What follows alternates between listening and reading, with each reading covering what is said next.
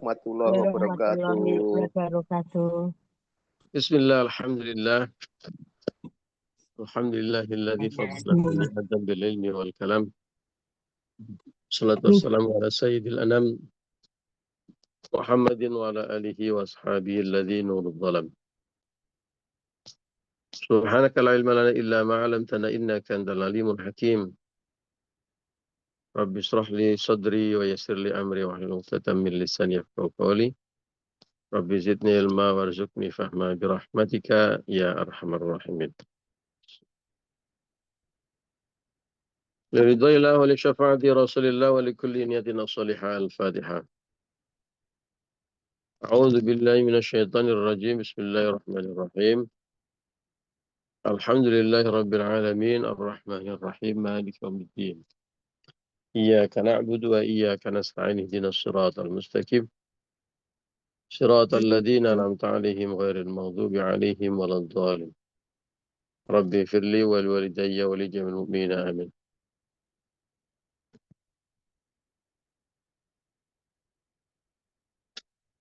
Bapak Ibu dan teman-teman rahimakumullah.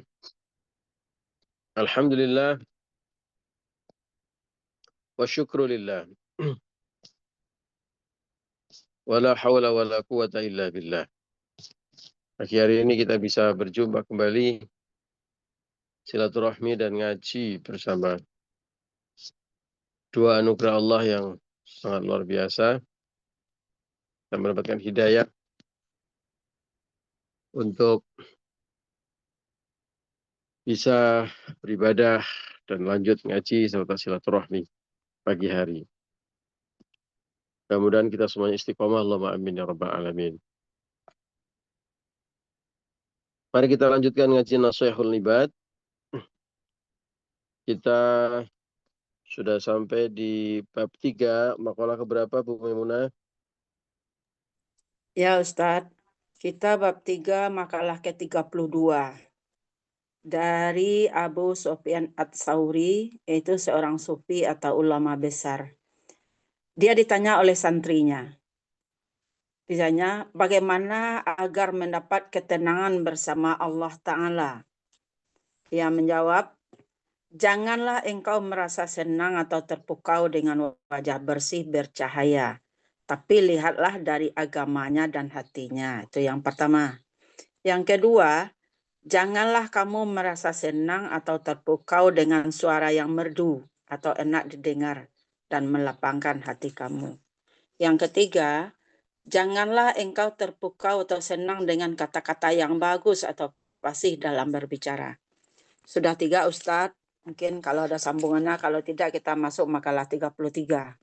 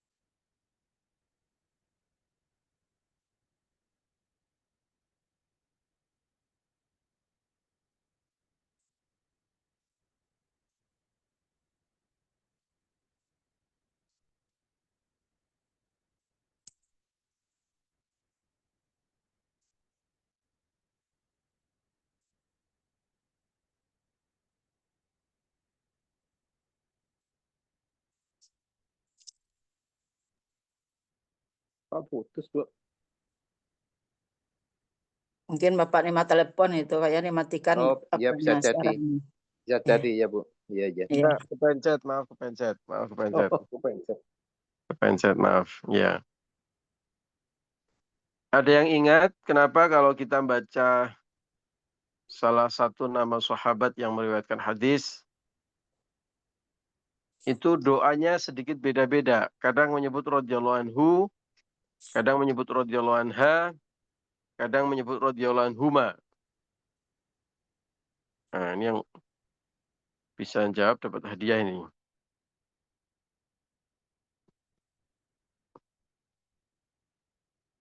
Wah, ini pura-pura lupa semua ini mesti. Radhiyallahu anhu kalau yang menyampaikannya laki-laki.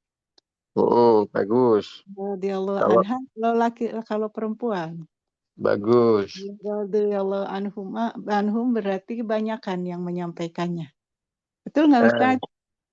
yang pertama dan yang kedua betul. Radhiyallahu Anhum. anhu, semoga Allah ridho dia laki-laki.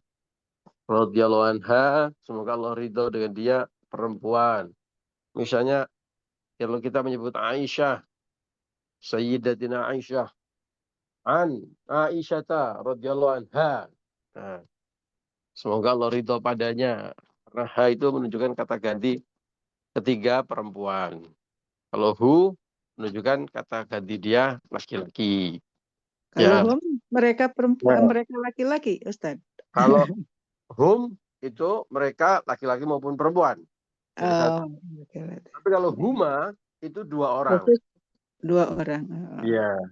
Masalahnya adalah kalau dalam hadis tadi kita baca yang meriwayatkan cuma satu orang, Ibnu Abbas. Ini Ibnu Abbasin itu satu orang. Kenapa kalau radhiyallahu anhuma? Tadi Kenapa tidak ada doanya? suaranya Ustadz. Ulang lagi Ustadz dari awal Ustadz. Oh, Kepencet. siap. Ya. Ya, tadi tidak ada suara. Kepencet ya. Wal maqalatu tsalitsatu wa tsalatsun. Inilah makalah ke-33. An Ibnu Abbasin radhiyallahu anhuma. Diriwayatkan dari Ibnu Abbas radhiyallahu anhuma. Nah, semoga Allah ridho kepada keduanya. Keduanya siapa? Padahal yang disebut hanya Ibnu Abbas. Nah, ini sedikit pelajaran tentang gramatika bahasa Arab sekaligus tentang ilmu hadis. Kalau menyebut radhiyallahu anhuma yang artinya Allah semoga Allah ridho kepada keduanya itu mengacu kepada dua orang, yaitu yang pertama yang meriwayatkan hadis atau makalah atau apapun yang disebut namanya. Dalam hal ini adalah siapa? Ibnu Abbas, anaknya Pak Abbas. Putranya Pak Abbas ini siapa maksudnya? Abdullah. Ya. Jadi sebenarnya yang disebut adalah Abdullah bin Abbas. Abdullah putranya Pak Abbas. Orang Arab itu kadang-kadang disebut niku lho putrane Lek Slamet. Nah, putrane Lek Slamet yang mana? Yang paling masyhur, yang paling dikenal oleh umum sebagai putranya Lek Slamet. Gitu. Sama dengan ketika nyebut Ibnu Abbas, putranya Pak Abbas, itu ya Abdullah pasti. Ya, Abdullah bin Abbas. Pertanyaannya, kenapa kok keduanya, semoga Allah ridho kepada keduanya, itu mendoakan Abdullahnya yang meriwayatkan hadis atau makalah tersebut, dan mendoakan ayahnya, yaitu Pak Abbas. Ya, Pak Abbas itu paman Nabi. Jadi Abdullah itu adalah Abdullah bin Abbas adalah ponakannya Kanjeng Nabi. Kalau mendoakan yang didoakan radhiyallahu anhu satu orang, itu karena dia sudah muslim, mukmin, masuk Islam pada saat itu. Kalau anhuma, dua orang yang didoakan, itu artinya mendoakan sahabat yang meriwayatkan hadis plus orang tuanya atau bapaknya yang juga sudah muslim atau mukmin, sudah beriman pada saat itu. Jadi Allah didoakan Allah ridho kepada orang-orang yang sudah beriman, yaitu yang orang yang pertama adalah orang yang meriwayatkan hadis atau makalah yaitu Abdullah dan ayahnya. Doa radhiyallahu anhuma menunjukkan bahwa sang sahabat yang disebut namanya yang meriwayatkan hadis tersebut itu adalah pasti karena sahabat pasti sudah beriman, mukmin, dan ayahnya, orang tuanya juga sudah mukmin atau sudah beriman pada saat itu. Kalau cuma satu orang, berarti ayahnya belum beriman. Contohnya, An Abi Hurairah radhiyallahu anhu. Abi Hurairah itu mukmin, maka didoakan radhiyallahu anhu. Kalau kenapa tidak radhiyallahu anhu? Karena orang tuanya Abu Hurairah sampai meninggal dunia belum beriman. Ya. Kalau Ibnu Abbas, Abdullah bin Abbas, Abdullahnya sudah beriman, Pak Abbasnya juga sudah beriman, sehingga setiap kali menyebut namanya doanya lah radhiyallahu anhuma. Semoga Allah ridho atas keduanya. Masuk, ya, masuk. Masuk Ustadz, jazakallah Masuk. khair. Baik, kalau gitu kita lanjutkan. Annahu qala, sesungguhnya dia berkata, az-zuhdu salah satu ahrufin. Zuhud itu terdiri atas 3 huruf. Ini buat teman-teman yang rajin ikut ngaji hari Sabtu. Ini materi ini kebetulan sudah disampaikan beberapa minggu yang lalu. Ini memang waktu-waktu sedang beririsan antara hari Sabtu dan materi kita. Jadi hari Sabtu itu ngaji Nasihatul Ibad duluan. Tapi karena seminggu sekali, lama-lama kita salib. Karena kita ngajinya seminggu 3 kali. Nah, ini kalau nggak salah di hari Sabtu kita sampai di makalah ke-34. Ya, ini sekarang kita sudah 33, sudah sebentar lagi nyalip yang hari Sabtu. Ya Ustadz, Ya. udah ada catatannya tentang zuhud. Iya, jadi untuk yang biasa ngaji hari Sabtu, mohon bersabar karena pas ini waktunya beririsan ya. Jadi kok babnya sama dengan hari Sabtu ya, karena majelisnya berbeda, ngajinya lebih dulu, tapi karena seminggu sekali lama-lama disalip. Ya, kita ngaji Nasihatul Ibadnya belakangan, tapi karena seminggu 3 kali ya lebih cepat. Nanti kita akan lebih duluan daripada yang hari Sabtu. Kita lanjutkan. Az-zuhdu salah satu ahrufin. Zuhud itu 3 huruf, terdiri dari 3 huruf. Ya, tentu mudah ya kita memahami ini. Kata-kata zuhud atau kalimat zuhud, ya, jadi kalau dalam bahasa Indonesia itu kata, kalau dalam bahasa Arab itu kalimat. Kalimat dalam bahasa Arab itu satu kata. Ya, kalau dalam bahasa Indonesia kan yang disebut kalimat kan terdiri dari beberapa kata. Ya. Nah, kata dalam bahasa itu kalimat. Jadi az-zuhdu itu kalimat. Kalimat zuhud itu terdiri dari 3 huruf. Kan zuhud kan zahada.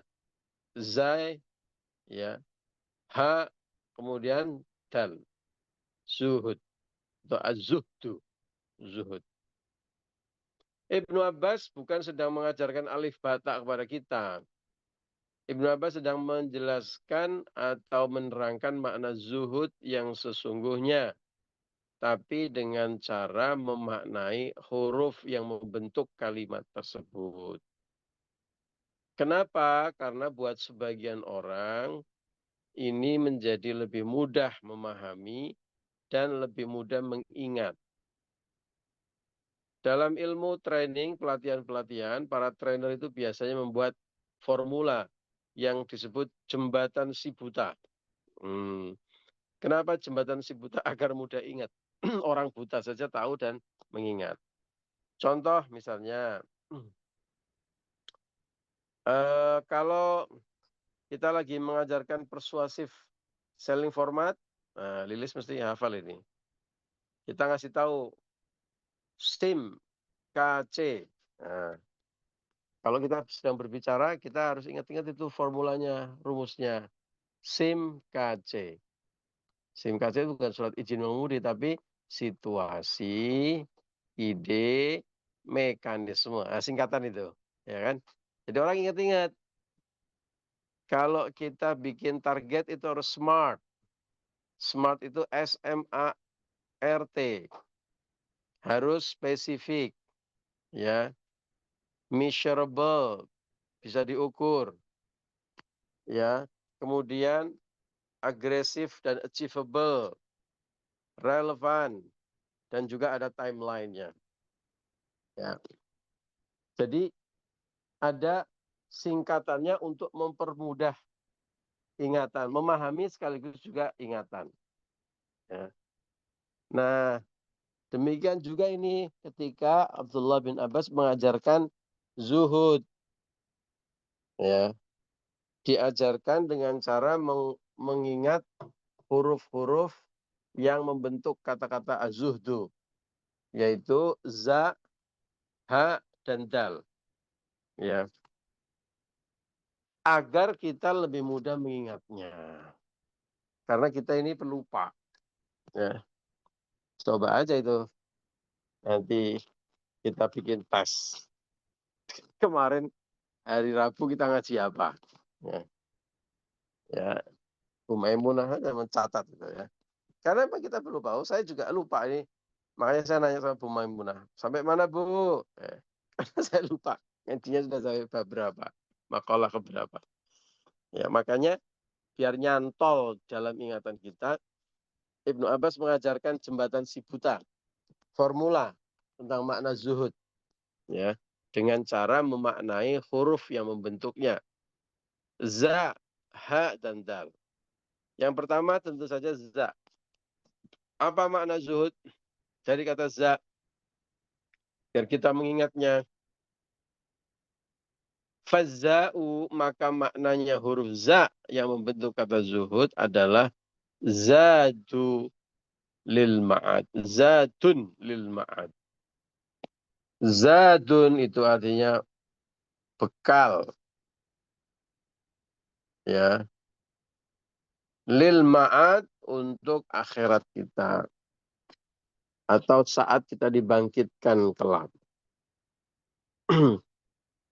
Zadun itu kita mengenal dalam perintah Allah, misalnya dalam kalimat fatazawwadu, maka mencari bekalah kalian. Ya. Jadi zadun itu bekal. Zawwadu, mencari bekalah kalian. Berbekalah kalian semua. Orang banyak karena pakai huruf watazawwadu panjang. Ya. Jangan kesleo lidah, dalnya jadi za. Ya. Watazawwaju, dalnya jadi jim. Ya. Cuma beda satu huruf, maknanya jauh sekali. Watazawwadu, mencari bekalah kalian. Pakai huruf za dan dal. Zadu. Tapi kalau za sama jim, watazawwaju, artinya menikahlah kalian. Kan jauh kan? Satu huruf maknanya, yang satu bekal, yang satu menikah. Itulah bahasa Arab. Ya. Panjang pendek saja maknanya bisa berbeda. Makanya kita belajar tajwid agar pada saat membaca Al-Quran tidak salah makna. Nah, kembali ke laptop.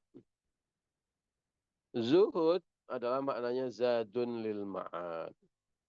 Ay lil akhirati, maksudnya adalah untuk akhirat.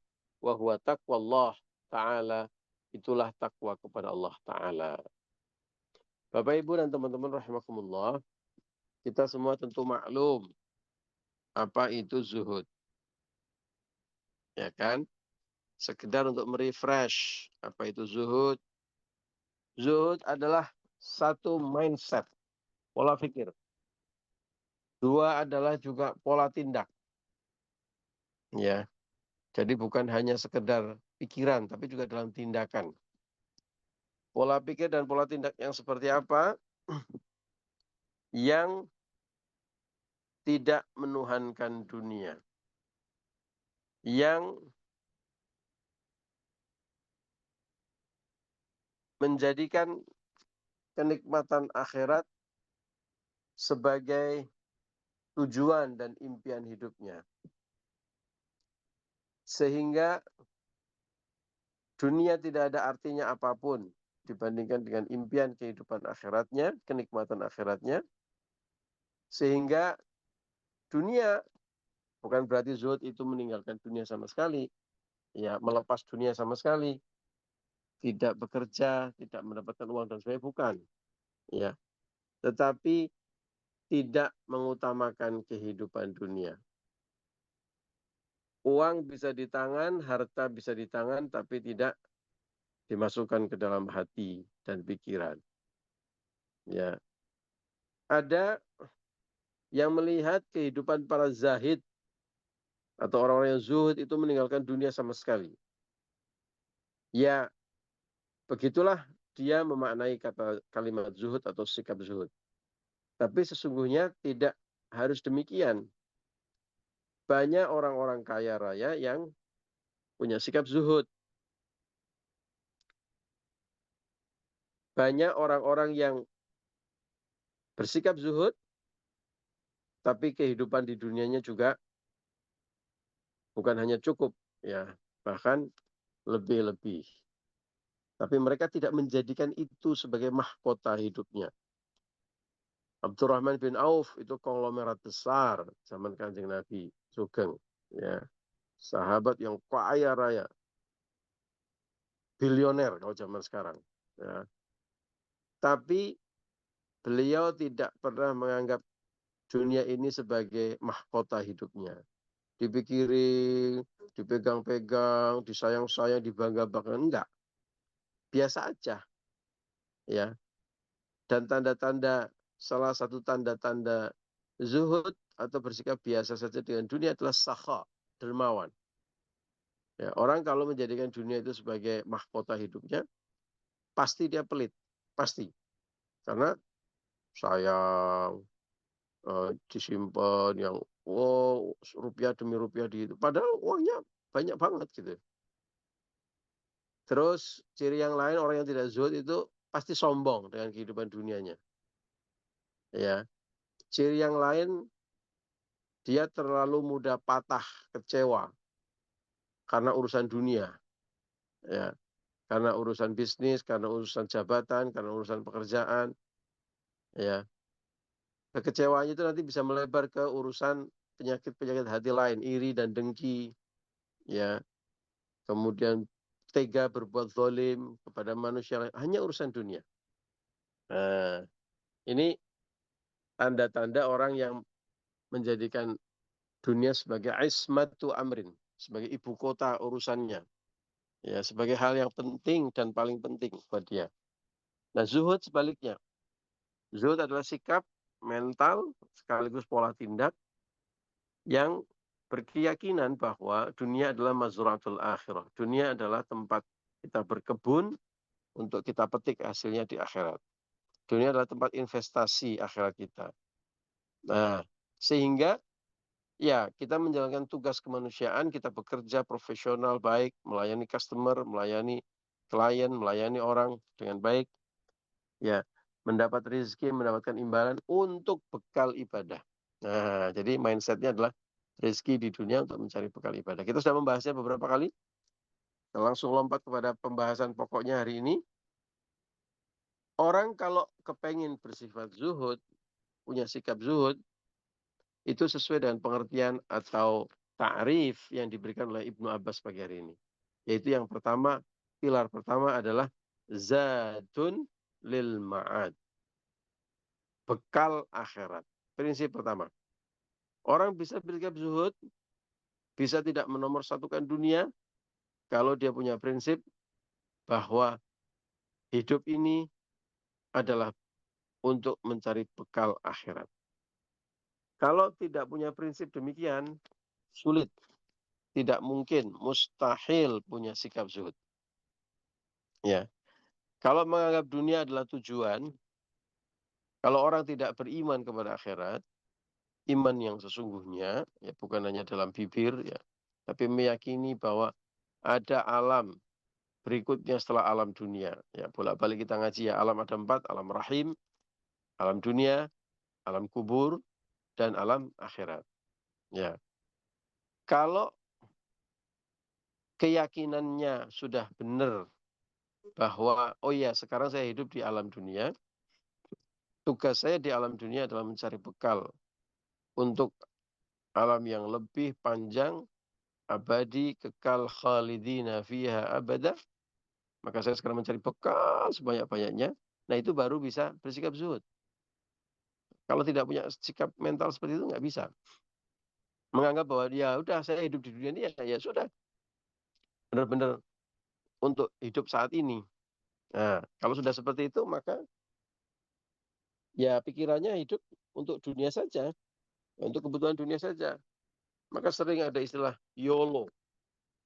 You only live once. Ya.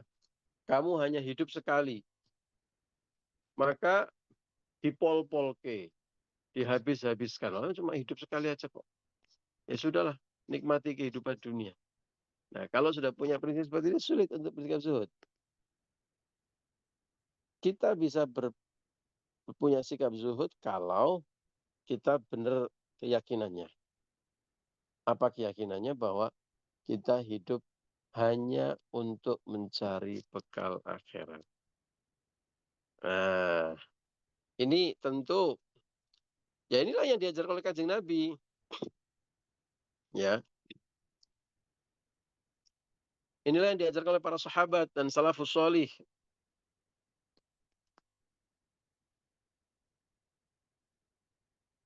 Ibnu Umar misalnya mengajarkan dalam satu kalimat pendek, ya, yang masyhur. Kita ini hidup itu seperti seorang asing. Kun fid dunya ka'annaka gharibun. Jadilah kamu hidup di dunia, atau hiduplah kalian di dunia, ka'annaka gharibun. Seperti orang asing. Aw abirus sabil. Atau seorang pengembara. Lihat itu orang asing. Ya. Seseneng-senengnya orang asing itu hidup di Indonesia misalnya, atau sebaliknya kita jadi orang asing hidup di negara lain, pasti namanya orang asing, dia pasti akan kembali ke negaranya. Awabirus sabil, atau seorang pengembara, turis, ya, travelers, ya, orang yang jalan-jalan. Bapak Ibu jalan-jalan ya akhir tahun kemarin liburan, ya. Misalnya Pak Aris jalan-jalan ke Meksiko misalnya. Seindah-indahnya Meksiko, ya. Tapi karena kita lagi jadi travelers, kita jadi pengembara, kita jadi turis, kita sedang berkunjung, pasti dia akan kembali ke Indonesia, kembali ke Kroya. Ya. Nah, konsep itulah konsep kita hidup di dunia yang benar. Seindah-indahnya dunia, sesenang-senangnya kita hidup di dunia, kita pasti akan kembali ke akhirat. Karena itu, karena prinsipnya kembali ke akhirat, ya kita hidupnya apa? Untuk mencari bekal ke akhirat. Ya, mindsetnya bukan tipol-polke untuk dunia. Bukan akhir segala-galanya. Dunia adalah akhir segalanya, bukan. Wong nanti saya mau pulang ke kampung kok. Ya, jadi mumpung saya, ini yang para orang-orang pada bekerja di luar negeri, diaspora, TKI, ya, nyari duit sebanyak-banyaknya untuk pulang kampung, untuk dibawa ke Indonesia. Dan itu diajarkan juga oleh Kanjeng Nabi, idza amsaita fala tantadiris shabah. Kalau engkau ada di waktu sore, jangan menunggu pagi. Jangan menunda-nunda, nanti dulu sholatnya, nanti dulu puasanya, besok aja nanti infaknya. Ingat pesan Kanjeng Nabi, idza amsaita fala tantadiris shabah. Kalau engkau di waktu sore, jangan menunggu pagi untuk berbuat baik, untuk beramal soleh, untuk mencari bekal. Ya. Wa idza asbahta, kalau engkau ada di waktu pagi, fala tantadiril masa. Jangan menunggu sore. Ya. Karena apa? Karena khudh min sihhatika limaradik. Ayo manfaatkan waktu sehatmu untuk beramal soleh, mencari bekal sebanyak-banyaknya sebelum datangnya sakit. Wa min hayatika limautik. Ayo manfaatkan waktu hidupmu sebelum datang matimu, karena kita nggak pernah tahu kapan ajal kita akan menjemput. Itulah konsep zuhud, pilar zuhud yang pertama. Mudah-mudahan kita semuanya mendapatkan hidayah, inayah, kekuatan, ya, untuk punya mindset zuhud, dan tentu juga sikap, tingkah laku, perilaku, tindakan yang benar-benar zuhud sesuai dengan pilar yang pertama. Setiap detik yang kita miliki di dunia semata-mata kesempatan untuk mencari bekal kehidupan kita di akhirat kelak. Allahumma amin ya rabbal alamin. Demikian Bapak Ibu ngaji kita pagi hari ini. Terima kasih untuk kebersamaannya. Mohon maaf atas segala kekurangan dan kekhilafan. Allahul muwaffiq ila aqwamit thoriq. Assalamualaikum warahmatullahi wabarakatuh.